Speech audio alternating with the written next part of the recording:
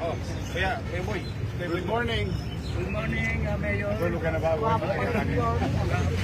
Ibig sabihin na kinabukasan na yung pasalubong ng kabutuan. Ano pa paalala nyo sa mga residente na Manila? Well, siyempre, una, nananawagan tayo sa pangkalahatan.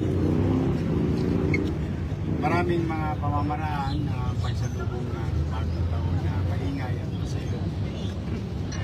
Araw, mga altero na tinulutuan ng nanay ko, nagkakanda yubi-yubi para kalimbang lang sa amin. Tapos meron pa mga nakagawin namin na kapag alas 12, tumatalong. Nairaraos yung bagong taon ng ligtas para sa sarili, sa pamilya at sa pamayanan. But then again, inyong pamahalang lungsod ng Maynila ay nananawagan kung pwede, iwasan po natin yung mga paputok na pinagbabawal.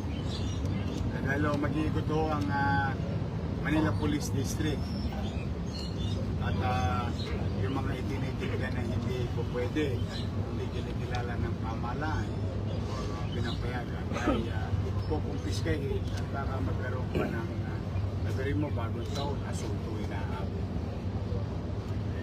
Sayang naman, pwede naman maiwasan. Pangalawa, doon naman sa mga individual, adventurero, huwag nyo na subuwi dahil nagkalat ang CCTV sa Maynila. Malamang sa hindi, matter of time, uhuli din namin kayo. Kaya sana, bagong taon na, magbagong buhay na kayo. Kung ayaw nyo naman, bagong address kayo, huwag sa Maynila. Talaga pipilitin natin kampanan na maging maliwalas at panataga ang mabubuhay ng mamamaya sa puso. So, iwasan na po natin at kung halimbawa naman may natitira pa kayong pera at mapipili nyo lang ng pamuto, huwag na lang, itabi nyo lang kasi although ang wish natin maging maayos, panatag at maunlad sa bawat pamilya Manileño itong 2026. Maganda rin kung may naisubi tayong konti para sa darating na 2026. So ulitin ko po, no? Tayo po ay nananawagan na hanggat maaari, huwag na po. Yan natin na gumawa, magpaputo. Kaya huwag na magpaputo. Kung maaari, yun lamang dapat allow. Tsaka para maiwasan na rin. And let me take this opportunity. Ako'y taus-pusong nakikiramay sa pamilya ng 12 anyos sa bata na gano'n. Nagkalasot-lasot ang katawan. Dala ng pinapumok nila yung bababa. At saka may bata Kaya abangan po ninyo, ang kabayanan ninyo, gabayan po ninyo ang ating mga supli. Kaya rin naman, kung manatag kayo, ang pamahalang lungsod ng Manila ay siya namang iikot agad para maglinis ng mga kalsada. Although, boy, talagang it's always challenging when it is January 1. The mess that is going to be left in our streets. But rest assured na ang inyong DPS, ang ating kukolekta ng basura, ay lilinisin naman ang Manila upang maging maliwalas sa bungad ng taon ang ating lungsod ng Maynila sa 2026. So mag-iingat po tayo. Today, nalikiramay po sa pamilya at nananawagan na sana maging leksyon at huwag nang maging kayo ang leksyon ng ibang tao sa 2026. Mas ligtas, masaya at maingay na pagsalubong at importante, sama-sama ang buong pamilya, buo, malusog at manalangin tayo na ang 2026 ay maging magaang sa pamumuhay at malusog na pangangatawa sa bawat pamilya. Meron pang mananagot may mananagot po ba dun sa nangyari dun sa bata? Kasi minor siya, tapos nakakuha. Iniimbestigahan ko saan nabili. Tinutukoy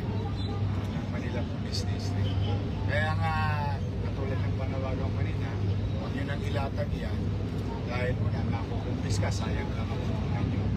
Pangalawa, baka managot pa ho kayo sa mata ng batas. Kasi po, nabigyan na rin ng direktiba si General Abad na 10 men and women, uniform personnel of the Manila Police District.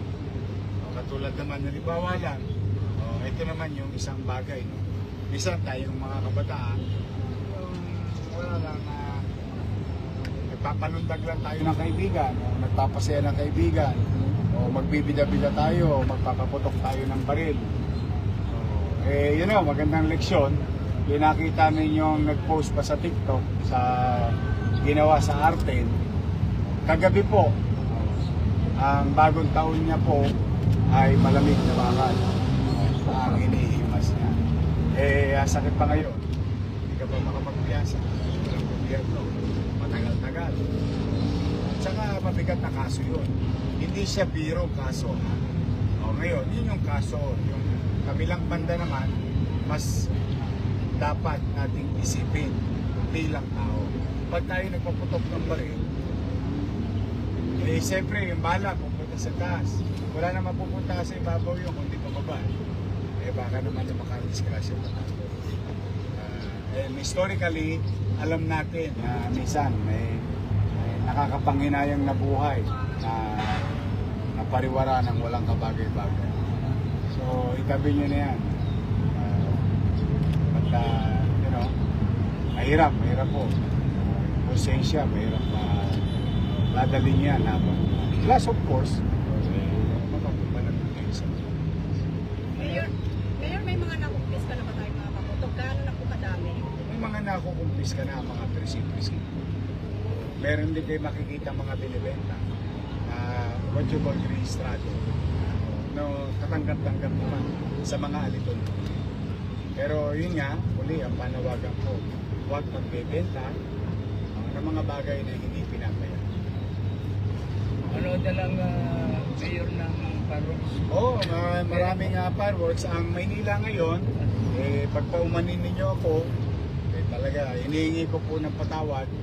Wala po muna tayong ginasta sa paputok na yun. Talagang inuuna ko muna kayo at pinagpapasalamat ko sa Panginoon Diyos. Yung natipid natin sa parol, 14 million, naibigay natin sa mga mag-aaral ng pamantasan lungsod ng Maynila. Kung tayo'y magpapaputok, kadalasan as a fireworks show, no? Gagastos tayo dyan, pinakamahina, 5 milyon. Minabuti ko munang yung tug ko, yung 2 palad ko. Puputok naman. Pagpasensya na ako. Siguro naman pag nakaluwag-luwag na tayo, saka na lang tayo magpapabigay ng fireworks show. But for the meantime, wala. But ang Binondo, for that matter, on December 31 and New Year, Chinese New Year, will always have a fireworks show, no? On their own. Ayun, muna tayo doon. Makichismis muna tayo. Tingin ko naman, pareho rin naman ang intensyon. Maging masaya at maingay ang pagsalubong sa atin. For the meantime, hinihingi ko na ng paumanin. Hindi po muna tayo gumastos para sa mga paputok.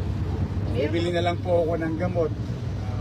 Baka mamaya kasi tumagsana naman ang ating ospital. At again, bilang karagdagan sa sagot sa tanong ninyo, ang ating mga ospital ay naka-alerto. At ang ating mga doktor, kanina nga, about 4 a.m., I visited one hospital randomly asked if we are prepared. But on top of that, the Bureau of Fire, the EMS of MDRRMO will be helping our city health facility to accommodate possible victims. So baka dumagsa, maigi ng handa. Pero kahit pa paano po, nakagayak na po yung ating pitong ospital at ang ating mga staff na MDRRMO at pati ang ating mga ambulansya. Mayor, habot ko lang po. Sure. If meron lang po kayong data, may mga victims, reported victims po kayo ng mga na-injured po so far? Yung talagang most celebrated. Yung iba naman, ano lang. Kasi nakukuha na lang nila yung mga maliliit na lang. And I think, nakakalungkot ano. May ordinance kayo ngayon, di ba? Saka nakakalungkot na kailangan pa may mag-raise bago tayo. Mag-raise ng buhay bago tayo.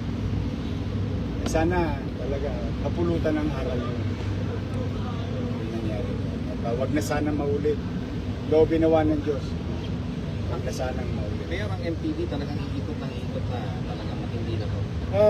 Your city government will be aggressive in implementing things for their safety, for our people's safety. Mayor, last question. Ano po yung naitulong na ng Manila LGU dun sa bata na nakutukan? MDSW, tumulong naman tayo. Nag-abiso naman ako kay Director. Hindi kakailanganin pa, tutulong pa rin. Saka ano pa rin naman na magtutuloy-tuloy pa rin naman. Kahit holiday, I'll be around. I'll be monitoring. Mag-ingat kayo ha. Lalo na kayo sa media. Hindi kayo nasa kalsada. Mamaya, bukas. Mag-ingat lang kayo. Si Boy, iba pinupo.